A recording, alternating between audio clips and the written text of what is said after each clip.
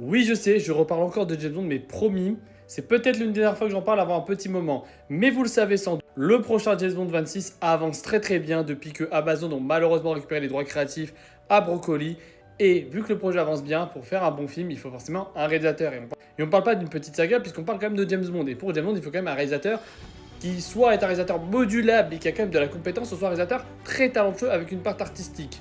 CF, Sam Mendes. Mais alors, qui c'est qui va succéder à Korifuji Fukunaga pour réaliser le prochain James Bond? Eh bien, on a 5 noms. Des noms qui ont été entendus depuis 2-3 ans et des noms qui sont revenus récemment, et voire même pour la première fois. Et ces 5 noms-là, certains vont vous surprendre. Puisque les 5 noms sont les suivants, à savoir Edward Berger, Denis Villeneuve, Edgar Wright, Paul King et enfin Jonathan Nolan.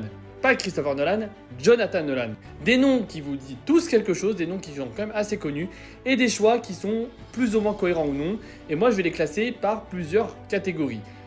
Commençons déjà par Edward Berger. Edward Berger, pour ceux qui ne le connaissent pas, c'est le réalisateur de À l'Ouest Rien de Nouveau et de Conclave, à savoir 2 films qui ont reçu des Oscars. Films internationaux, meilleur scénario adapté, un très bon réalisateur qui sait à la fois faire des films d'action qui sont très violents, réalistes et choquants, et à la fois faire des thrillers très captivants et très bien mis en scène. Bref, si tu récupères Edward Berger, tu récupères un réalisateur oscarisé, qui a du succès, de l'autorité et qui sait à la fois faire de l'action et du thriller.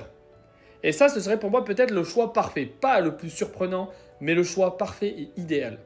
Ensuite, on a Denis Villeneuve. Denis Villeneuve, là, c'est un peu plus particulier. Car, ok, c'est un très bon réalisateur. Il sait adapter des sagas. On a par rapport à Dune et par rapport à Blade Runner.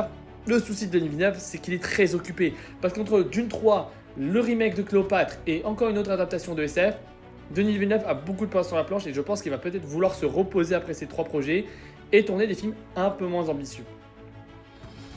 Le troisième choix, et là pour moi, s'ils le prennent, ce serait un banger immense et ce serait un très bon réalisateur. Edgar Wright, pas besoin de vous le présenter, il sait faire de l'action, il sait faire de la comédie, il sait écrire des bons scénarios et surtout faire des scénarios matures et sombres. Ce serait un excellent choix, ce serait même son premier blockbuster si on enlève le projet avorté qu'il devait faire d'Ant-Man pour Marvel, car oui, c'était lui qui devait faire Ant-Man de 2015. Et puis nous avons 2 choix assez inattendus. Paul King, je ne connais pas. Il a certes réalisé la trilogie Paddington, Wonka, c'est un bon réel dans son domaine, mais bizarre le choix, mais surprenant.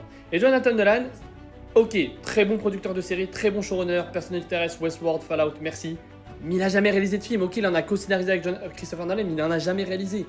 Donc c'est ça le problème. Et pour moi, personnellement, si je devais faire 2 choix, le choix le plus cool à prendre, ce serait Edward Berger. Et le choix le plus cohérent par rapport à la saga de prendre des réalisateurs un peu yes man, mais qui savent tourner des trucs et qui sont modulables, ce serait Jonathan Nolan.